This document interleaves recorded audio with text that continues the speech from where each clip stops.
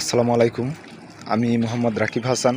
বর্তমানে যে কোঠা আন্দোলন বিরোধী চলতেছে, এটি শুধু আপনার আমার জন্য না, এটি পুরা বাংলাদেশের মানুষের জন্যই, আপনার ছেলে মেয়ের জন্যে।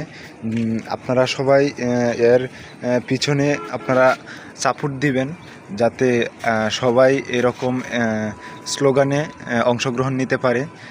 এরকম স্লোগানে অংশগ্রহণ নিতে পারে আপনাদের ছেলে মেয়ের সকলের জন্যই ভালো হবে। কেননা এখন দেখা যাচ্ছে যে একটি সরকারি চাকুরি নিয়োগ দিতে গেলে সেখানে যদি 5জন লোক নেওয়া হয়, তার ভিতরে আপনার 4টি মনে করেন যে সরকারি কোটা থাকে, আর একটি মনে করেন যে মানে আউটপাস থাকে।